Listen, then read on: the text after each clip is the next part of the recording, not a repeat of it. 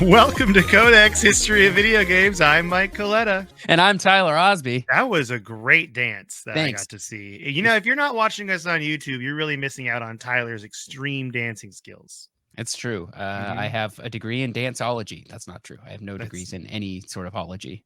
That's your extreme sport, though, is extreme dancing. Extreme dancing, yeah. If it's extreme, it can't be bad. That's what everyone says. That's right. So speaking of extreme, today we're doing the mailbag episode. Yeah. Segues are hard. So we got a bunch of mail that we're doing. Email, not real mail, not paper mail. Although we don't even have a P.O. box set. I'm not going to give someone my address. Send us a paper mail to our P.O. box. If you send us a handwritten letter in cursive, and we will read it. And it has to talk about how the war is hard or something. It has to be like a Civil War letter. That's what in cursive is the age verification. If you can write it in cursive, then we know you're old enough to talk about old video games. If you can't write it in cursive, then you haven't played enough old video games, probably. Did you have a moment in your education where you realized you were no longer learning cursive anymore? Yeah, when I feel like they started teaching us cursive in like third grade, and in like third grade through fifth grade, it was like you write a paper, you write it in cursive. And then once we got to middle school, all the teachers were like, please don't write in cursive. That's what happened to me. It was seventh grade. Like everything in Alaska when I was in elementary school and the middle school there was cursive. And then the minute I got to Washington State, seventh grade, they're like, start printing things out, man. You can't keep doing this to us. We don't want Please don't. It might have just been me because I had notoriously and still do awful handwriting. I have bad handwriting too. We're both dual bad handwriting buds on this podcast here. Yep. That was the other name we had for the podcast, and we changed it last minute. Yeah, so close second. Close second. Well, we have some emails to go through today, and then we have some Discord stuff to go through away. So, do you want to read the first email here? They don't say their name here. Oh, it's Shadow Moses. Greetings from Shadow Moses, Alaska. Yeah. Oh, I have never heard because it's not real. It's not real. No, right? It is. Well, actually, I think maybe it is a real island in Alaska, but it's where Metal Gear Solid 1 takes place. Okay, because this is a Metal Gear Solid centric email. Yes. So I was thinking that you should read it because this is clearly towards you. Yes. All right. Okay. So, greetings from Shadow Moses, Alaska. Tyler, what are your thoughts on the remake on Metal Gear Solid 3 Snake Eater? Are you ready to take down the big boss and save the world? Cryface. Since Mike is completely new to the series, can he start with MGS3 since it's a prequel, or should he start with MGS1? Okay, first question.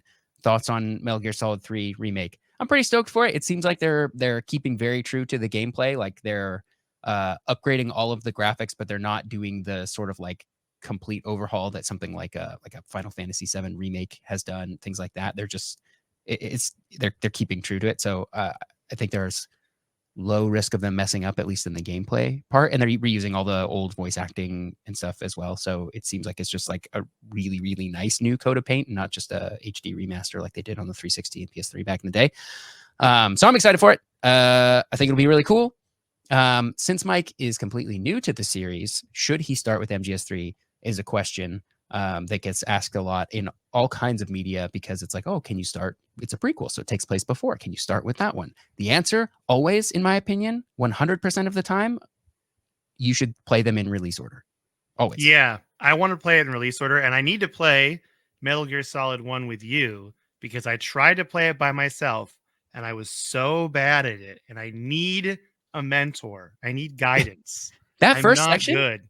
The first section in the first game is actually really hard. Yeah, the ship, I was like, just didn't know what to do, and I was just getting wrecked. So I need some assistance. So I was actually thinking that you and I might be able to play that together soon, like this week, because I was like, we haven't really been playing any games together lately, and I mean, it's either that or we go back to Kingdom Hearts, because we never beat Kingdom Hearts 2 either. Oh yeah, we stopped that like a year ago.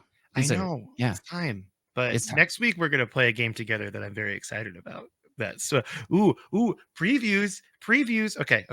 That's a really good one. I'm excited to play Metal Gear Solid though. I'm very excited for it. But yes, release order. And I this is my philosophy with any sort of media, is that you should always play in release order.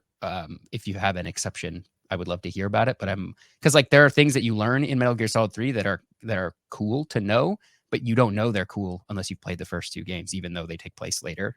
So like the games are made, you know, knowing what you know already going into it. So they reveal things in the third game that will make sense that like sort of answer questions in the first and second game. But if you don't even know those are questions, then you don't know the answer. Yeah, that's true. It's not as cool when you hear the answer. So release order always. Release order. All right, that's it. I'm down with it. Okay, this next email is from Andre in Greenville, South Carolina. Okay, and we don't really get these that often, like collaboration recommendations. Mm-hmm. So I kind of want to read this. I hope that this is meant to be read on the podcast. I think it is. So we're just kind of going to go for it. Hey, Tyler. Hey, Mike. Wanted to say congratulations on 300 episodes. I think that's awesome. I love listening to you guys. Your tier lists are always fun to listen to. The Kirby episodes are really interesting. And of course, you guys are just funny. And I can tell you have been friends for really long. I would really love it if you guys could maybe get John Riggs on the podcast. Just do an interview with him. I know that one of y'all worked with him. I think it was Tyler. And then maybe you guys could get the angry video game nerd. I can't always remember his name. And maybe you guys could just talk to him about how video game podcasts have evolved. That'd be kind of cool because that guy's been around like from the beginning. James Rolfe. James Rolfe. Yeah, that's right. Also, Heavy Metal Jesus, but everybody loves Heavy Metal Jesus. I would just talk to him because he's cool to talk to. Another thing, of course, is I live in Greenville, South Carolina. We got hit hard by the tropical storm, but everyone here is doing all right. That's good to hear. Please continue to think about the people in Western North Carolina, the cities of Asheville, Brevard, and Hendersonville, and remember the people who actually not only lost their homes, but lost their entire towns. There are at least 3 towns in Western North Carolina that will probably never exist ever again, and that is sad. Not trying to be a bummer. Thank you for cheering me up during the 4 days without any power. Your retro gaming friend from Greenville, South Carolina, Andre. It is important to keep in mind that there are 3 towns. I think there's because there's the nature of news and the disaster cycle. People can forget, but yeah, there's still people in North Carolina that need help. So, I don't know if you're the kind of person that is able to donate or your time or your money or something to help people out, or if you have people there, that you could talk to, reach out to them, make sure they're okay. Because that's a good message. It's not a bummer. I don't think it's a bummer. Good email. As far as the guest recommendations, I think those are all great guest recommendations. I do know John Riggs. I haven't talked to him in a really long time, but I did work with him back in the day. And it would be cool to have him on the show. So maybe I should reach out to him. Yeah. John, if you're listening, hit me up. I don't think he's listening, but if he is, hit me up. I mean, I like to think he's listening. I like to think he's always listening, right? Yeah. Sure. Yeah. John Riggs is always listening. He's always listening. He's just perpetually listening to the podcast. Okay. He taught me how to have a silky smooth radio voice. Really? Yeah. Well, we worked in radio together. I learned it from him and others. You do have a silky smooth radio voice, though. Sure. How about mine? You ready for my radio voice? Here we go. Yeah. Hey, come at you like. It's terrible. Okay. I really wish I could be a DJ like that, though. I wish I could have lived 30 years in the past and been a DJ in the 80s and just. You could have been a shock jock. Giving away gift cards to random department stores. That's what I wanted to do. Mm-hmm. Handing out CDs on the street. That's right.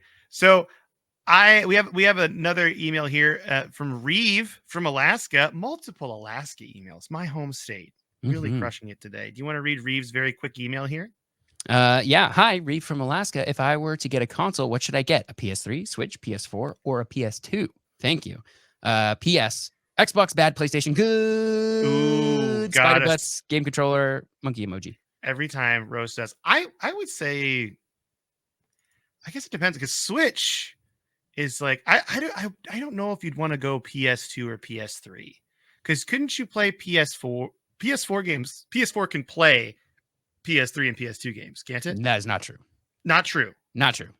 Why? Not PS3 games. Why is it silly. Like that? It's very silly. No PS3 games. There are some PS2 games that have been kind of re-released, but it's not like a pop your PS2 disc in and play it kind of deal. Yeah, and no PS3 at all. No PS1 even. That's so which is so weird because the PS3, even the PS3 models that couldn't play PS2 games later on in the life cycle could still play PS1 games off a disc, but they just, I don't know, they abandoned that. They realized that they could make more money selling those games again instead of letting you play your current library, I guess. I don't know. Out of those 4, if I had to tell you, I feel like I need more parameters here, but knowing no other parameters, I would say Switch just because you can get a lot of new releases on that. It's portable, which is awesome. There are a lot of PS3 and PS2 sort of like remaster things that come out on Switch that also came out on PS4 and Xbox and other consoles. But I think the Switch has enough of a lot of cool things that would be the one I'd say out of those 4, knowing nothing else, what kind of games you like, what your plan is here. If this is your desert island console or something. I don't know, but I probably would say Switch if that's What's what with I'm all these choosing. people moving to desert islands, man? I don't understand why people are Oh, doing I understand. I would love to move to a desert. this. Got too real. Got too real. Oh man. Now, I would say Switch too. I also I mean, I'm tempted to say like because the problem with like PlayStation 2 and PlayStation 3 games is we're kind of on the cusp of that stuff being collectibles, Yeah, quote PS2 unquote. for sure at this point. And I'm PS3's using getting that there. term as like it's gonna go up in value and you're gonna want to play some games that you're not gonna be able to get access to, which is a bummer. So I would say get the Switch because I think the portability of it is really a selling point Yeah. as well. So that's what I would say. But let's move. That's a good email from Reeve. Always also just making fun of the old Xbox crowd. Okay. Mo's got a big email here, and this is good because this is related to Kirby 64. And the subject line is Kirby 64 was largely disappointing. Mike Dang. and Ty. I'm a huge Kirby fan, so I've been loving your take on the Kirby series so far. Shameless plug. I've played and reviewed every mainline Kirby game on my Substack, retromo.substack.com, which we'll gladly plug for Mo, except for the 3DS Kirby games, which I haven't had a chance to play yet.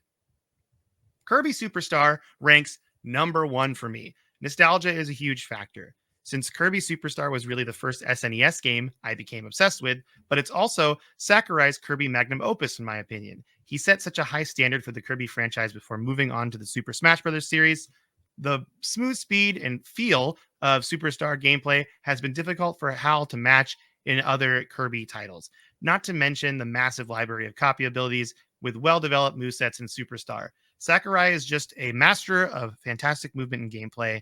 The games that have attempted to match the excellent feel of Superstar also rank high for me too. Kirby and the Amazing Mirror, Sakurai is credited as a special advisor for this one, Kirby Star Allies, and Kirby's Return to Dreamland.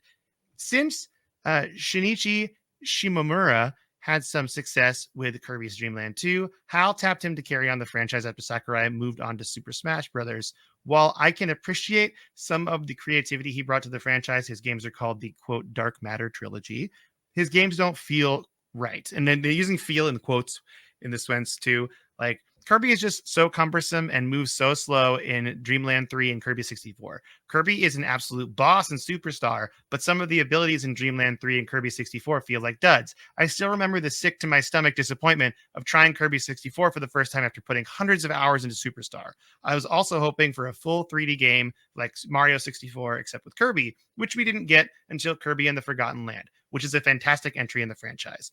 They're still fun to be had in Kirby 64 with the ability combos, but the gameplay of Superstar is just on another level. Shinya Kumazaki has been directing the mainline Kirby games since 2008, and he's been doing a fantastic job. I'm really excited for the future of the franchise. Thanks for covering one of my all-time favorite franchises, Andrew Garfield Glutes Mo. Wow, Andrew Garfield Glutes hit us with that. That's a really That's a good good one. explanation. That's good. That's kind of what we wanted. We want to get like the Kirby insider, and I feel like Mo is our Kirby insider for Mhm. this because you and I are just approaching these franchises just now. Yeah. Really. Which I think is a valuable perspective, but we can't bring quite the nostalgia goggles that we can to other franchises. So it's That's good to true. have someone with that. That's true. Yeah. So thank you, Mo, for the email, and it was good to get that reflection, and you're really going for the feel of Kirby too, which is important. Mhm. So, do you want to read this email right here? We don't actually have. I guess we could just say it's from Gannon because I Yeah. don't want to say the last name, but this is from Gannon. Okay. Is the subject bully? Mhm. Oh, okay. New listener, currently on your History of Naughty Dog Part 4. Just wanted to say I love what you guys are doing. Also, have either of you ever played the PS2 game Bully? If not, you should play and do an episode on it. I have not, and it is a gap in my. It is 'cause a I would love huge to. gap. It is a huge It's been gap. re-released a bunch of times, including on the Switch. So if you buy your Switch for your console, you can play Bully on it. It's has a lot of re-releases. There are great ways to play it now. I just haven't. But I remember there being kind of a small amount of controversy around it because I think parents just looked at it and were like, "You get to pretend to be a bully in school. You can't do that." And I'm not sure if that's actually what it's about or not. But No, we should play that. We should do that yeah, for the podcast. I would be down. yeah. I like these games that you and I play together and we watch each other play and hang out. That's a Mhm. fun way to do it. So Yeah. we could cover Bully. That is also a gap in my mind too for me. All right. This is a good one here. So I'm pretty interested in how this is played out, and we're going to kind of play the game too while we read this email. So this is from Phil from Ohio, and the subject line is "dead meter for franchises." So, hi, I thought this was an interesting episode idea, especially during the spooky season. My son and I were talking about how Alan Wake quote revived their franchise last year, and it led to a conversation about where video game franchises fall in the dead meter. In quotes again. I The Anthony then Michael Hall Dead Zone. the dead zone. I then threw out multiple franchises and he told me his opinion of how dead each were. It was interesting because he used ages, but not based on actual years, based on how close it was to dying. For example, Pac-Man is in its 70s, but not dead. Mario Kart is still on its vibrant 30s, and Club Penguin is definitely in its sad grave. He also mentioned how some have been in hibernation or a coma, but that's a pretty gruesome concept and an already gruesome thing.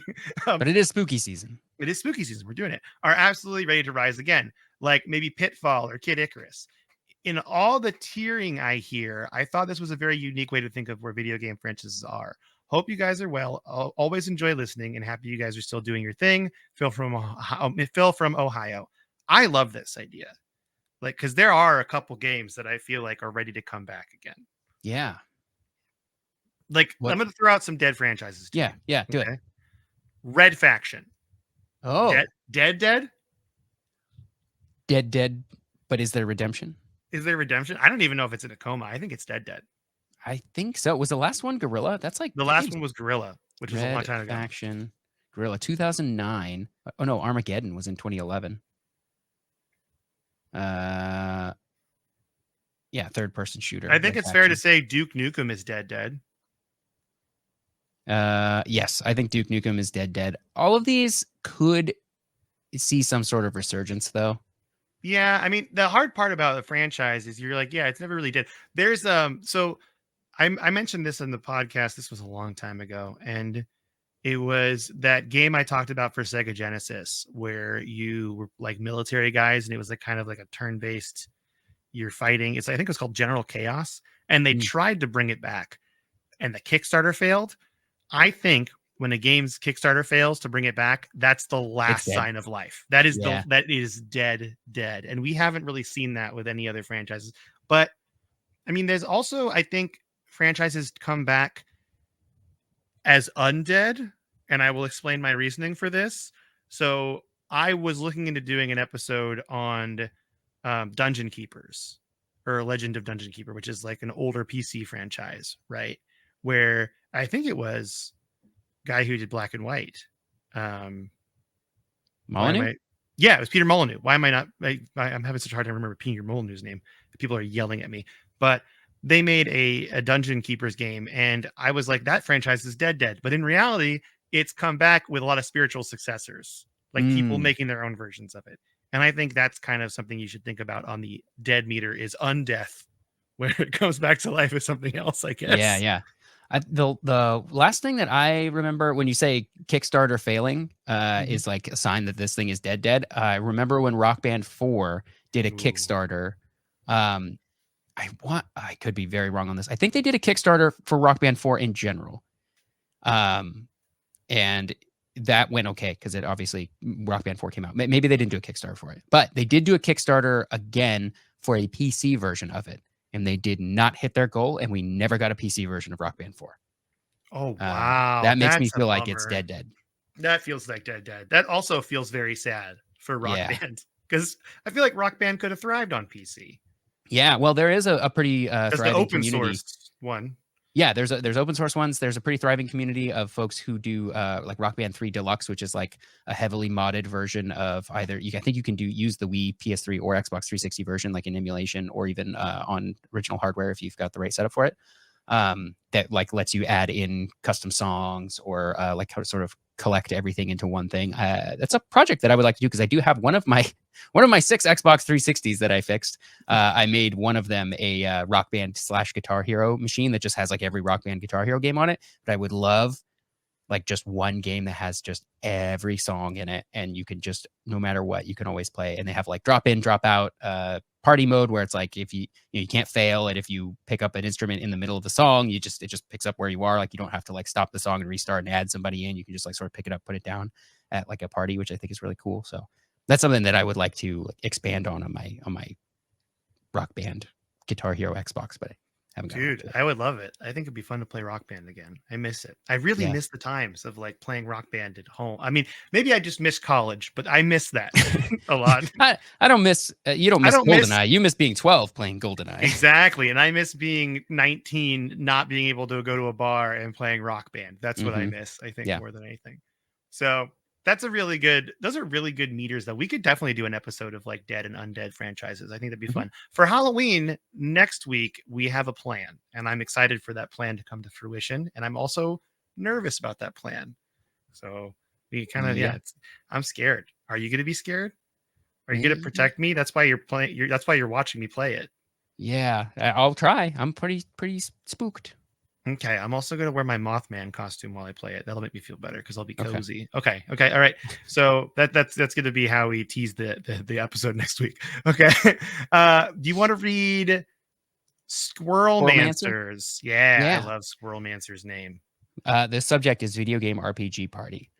And Squirrelmancer says, "Oh no! An evil villain has stolen all of your spider butts. Quick, assemble an adventuring party of video game characters. You'll need 2 healers, 1 tank, 1 bard, and 3 DPS." So we're looking at seven-person party. The characters don't need to be from a fantasy game or an RPG. E.g., the green Tetris piece is perfectly fine. Okay. Great DPS. The long piece from Tetris, great DPS. Okay, and then read So this then part after you make the party. So I haven't read the last part of this email. so we got to gotta make the our party first. Okay. Do we make a party together or separately? Yes, I think we make it together because it'll Okay. take a long time. if we do it separately. Healers. One healer. Dr. Mario. Easy because he's a Easy. doctor. Yep. Obviously. Dr. Okay. Mario's good healer. What's another good healer? What is it? Is it Donald Duck from Kingdom Hearts? Yes, Donald Duck from Kingdom Hearts is our second healer. He's our heal bot in Kingdom Hearts, right?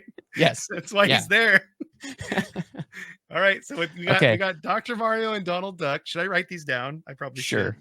should. Okay, so we got healers. We got Dr. Mario, Donald Duck. What's the next one? 1 tank. I'm gonna throw the first thing that comes to mind out here. Dom from Gears of War. Dom from Gears of War. Huge tank. That dude's huge. It's good. 1 bard. 1 bard. Okay, so we needed to get. I'm tempted to pick one of the weird characters in like Guitar Hero that just sings. I don't know their names. Oh yeah. There's like Or- Judy Nails. Parappa the Rapper. Parappa the Rapper is pretty strong. What's another music-based character? Because I didn't really play Parappa the Rapper. I just love saying Parappa the Rapper. I'm gonna throw a weird one out here. What about, is this, I don't, maybe this isn't considered a character in a game, but the singer of the Snake Eater theme song? I mean, I'm fine with it. I'm fine with obscurity. I don't know what these bards are going to be doing. So because it sounds They're like buffing us. our group's going to do something in a bit here. So we got to like, they're buffing us. mm, So if the Snake Eater theme song is being sung while I'm fighting some sort of battle, it's pretty good. I'm on board. so we're choosing the composer of the Snake Eater No, theme the song. singer The specifically. singer. That works for me. Okay. Singer of Because Snake Eater. this is it's like a full on James Bond theme song. Okay. Perfect. Okay. Done. I don't know who it is. We don't know who it is, but I'm fine with it. Who sings Snake Eater? Cynthia Harrell. All right, Cynthia. It's you and us versus the world right now. Yep. All right. And then Great so song. the last thing we need are 3 DPSs.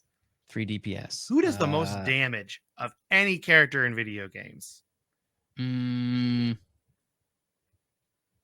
That's a really good. Why would the DPS be hard? Why is DPS hard to me? Yeah, because like so many characters do just tons and tons of damage. I mean, Master Chief maybe is one. Yeah, he's range DPS. Master Chief range DPS. Okay. I'm gonna go Link as melee DPS Link is melee DPS with Big Oron sword. Do we have a caster? We need a magic user. Yeah. Just the red mage from Final Fantasy. That's your favorite, right?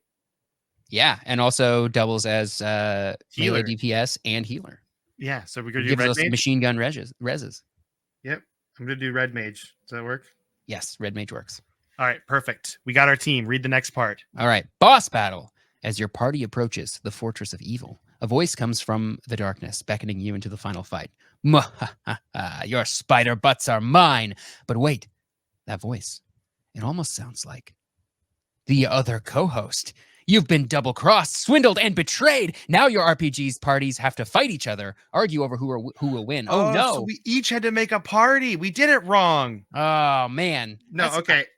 It's Okay. gonna take a lot of time to do this. It's gonna take a lot of time to do this. Is this gonna be like a mirror match? The video game trope of you face your shadow self. Yeah. Like that kind of feels like it to me. They did that actually recently in Space Marine. They did a little bit of that trickery, where you Yeah. fight yourself and you're like, ooh, spoilers. All right. Here's the cop out. Mhm. We forget what we're fighting about, and we It's become true. best friends again. That's probably true. We'd be like, why are we doing this? We don't even care about who wins. This is the problem, I think, as we get like we're friends and we play games that are like competitive, is I've slowly cared less and less as we've begun to do playing games. Like I really do feel like it's not a big deal to me anymore. It's why PvP. Okay, I'm gonna say something controversial, and people can argue this point with me.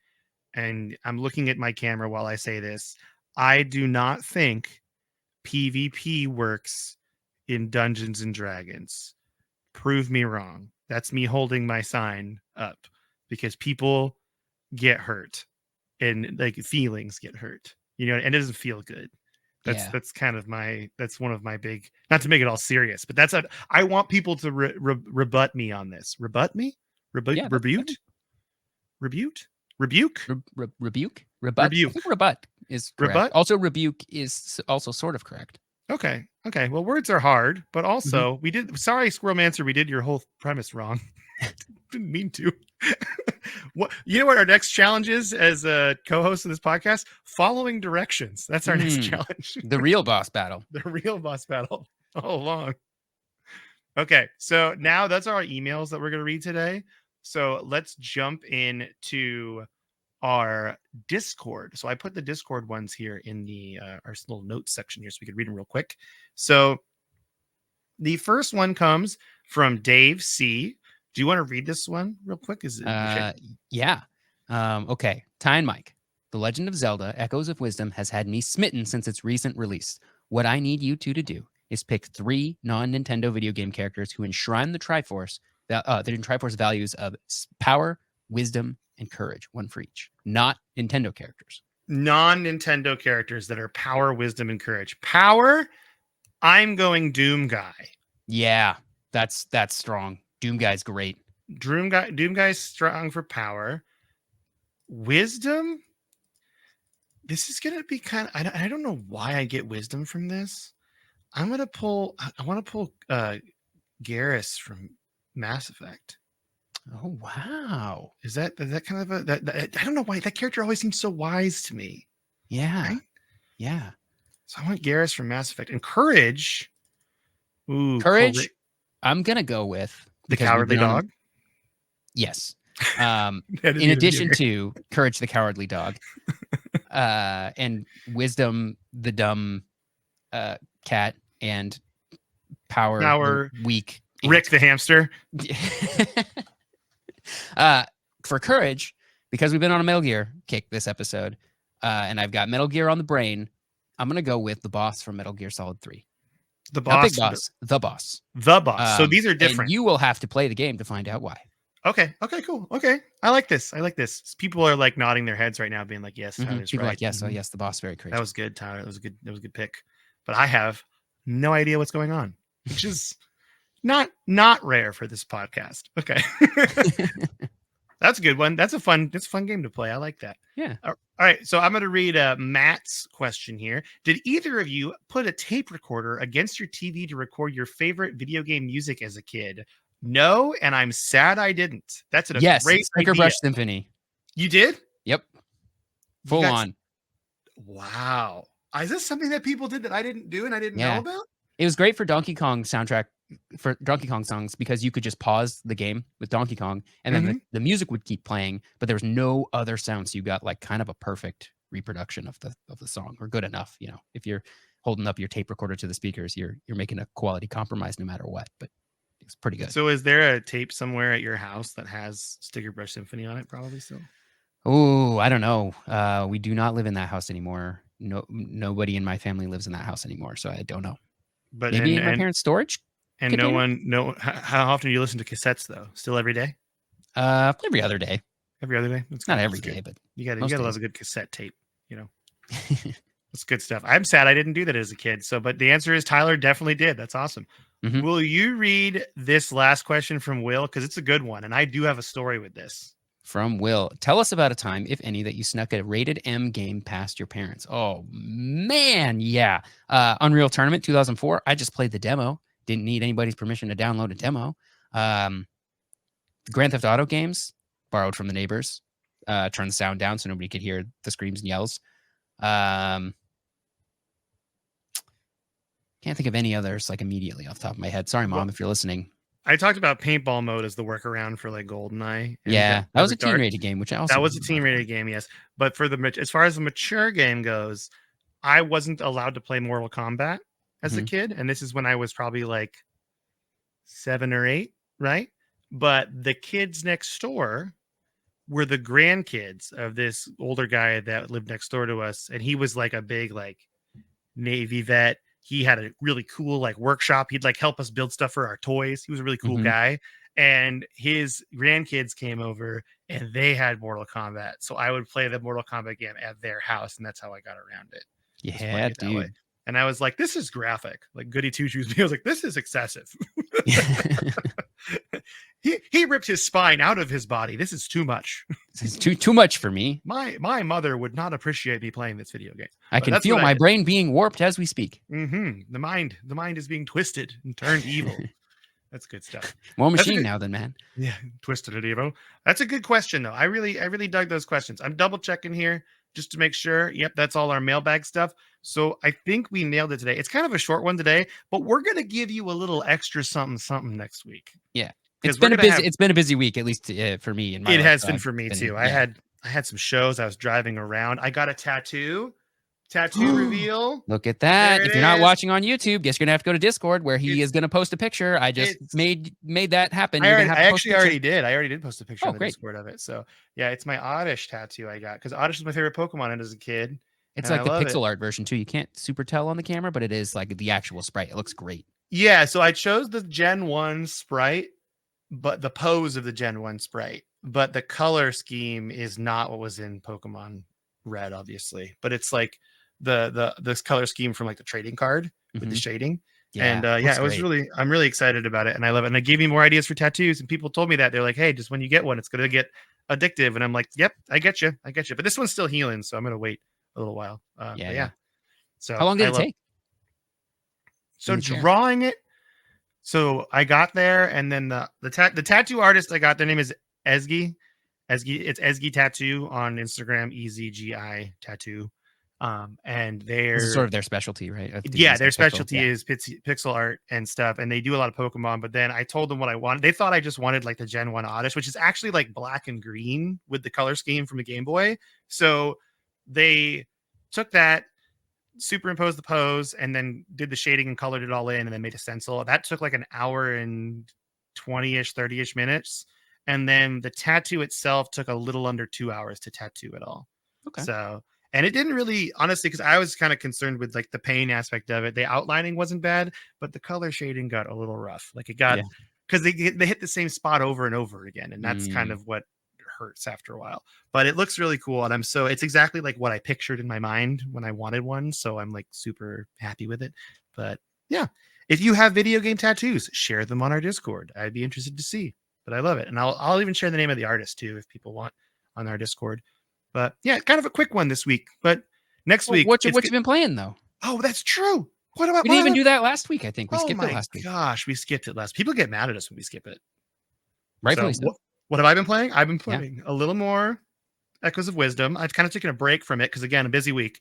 And then I started playing Alan Wake right before we recorded today because I kind of am in the mood for a spooky game and I wanted to play the first Alan Wake because I've heard Control is really good and I've heard Mhm. Alan Wake 2 is fantastic. And they're like, you can just watch a video. And I'm like, I want to play this game. I want to know what it's like because it's also a quick game. I think it's like 10 hours. Yeah. So it's not too bad. So I'm enjoying that spooky game, playing with my speakers on, just really repping it out. What about you? What have you been playing this week? I've made a little more progress on Mario and Luigi. Again, I've had a busy week, so I haven't had a lot of like brain power left over at the end of the day to play games. But I have That been. happened to me. Yeah, some days you're just like, I can't. I don't want to. I have no brain. Brain too hot. Can't play games. Need to cool down. But I have been watching my partner play Batman Arkham Knight, and she's almost done with the. I think we're on the last boss. So she's played through the whole series so far, including Origins. So I never played Origins. It's worth it. I think it's better than Arkham City, personally. Really? I really enjoy Arkham Origins. I think the story's really good. Okay. That's because that's like probably the least played one because that's the one that Rocksteady didn't make. Yeah, it's like the one that's not included in the re-releases, like where they have like the Arkham collection. And it's like Arkham Asylum, Arkham City, and Arkham Knight, and they just skip over Origins. But Origins is very worth playing. It had some technical issues when it first came out on PC that I think either aren't a problem anymore, or you just PCs are powerful enough to just brute force them these days. Arkham Knight was similar. They actually remember when they took Arkham Knight off of Steam because the PC release was so busted. Wow. They stopped selling it for a little while, and then they put it back up. It's fine now. We haven't had any issues. We've been playing it on a PC that is running Bazite OS, which is a Linux distribution that is sort of like it's designed to sort of be like the Steam Deck operating system. So if it runs on Steam Deck, it'll run on Bazite. But it's really cool because it makes this PC feel like a console. Like it just feels like a console. You built like that's cool, like a Steam box. That's cool. Yeah, it's really, really cool. I hope to see Valve sort of make a version of SteamOS that is like officially for other systems, right? Like right now it's all Steam Deck, what they make, and then there are other people that will like take that and sort of adapt it, and that's fine, and it works pretty good on a lot of different platforms. But I would love to see something a little bit more official from them. Anyway, that's a whole that we went on there. So, but I liked it. Yeah, I love SteamOS. Anyway, I think that's it as far as what I've been playing. No Destiny. Yeah, I haven't been playing. No, that's it. I've been reading the book Play Nice, Jason Schreier's book about Blizzard, the Rise, Fall, Rise Again, or whatever. Yeah, it's not bad so far. I'm like 20% through it. It's not bad so far. Nice. Okay, I'll get that book too because I wanted to do that on the podcast. I thought it'd be fun to discuss. Yeah. So, and I think Burger Champ also linked it in there. And I was like, we're already looking at that book. That's awesome. So nice. It's pretty good. Yeah, cool. Excellent. Well, that's the episode today. A little bit of a quick one, but that's fine. Next week we'll come back and I think we're going to have 2 parts to our thing next week. All right. Yeah, it's going to be interesting. So expect maybe a kind of a double thing going on next week for Halloween, but things you can do to reach out to us, you go to codexhistorypodcast@gmail.com. That's our email address. You can go to codexpodcast.net. That has all our links on there, including our Discord. And if you join our Discord, don't forget when you join it, you have to click the little checkbox to agree to the terms and conditions in the rules.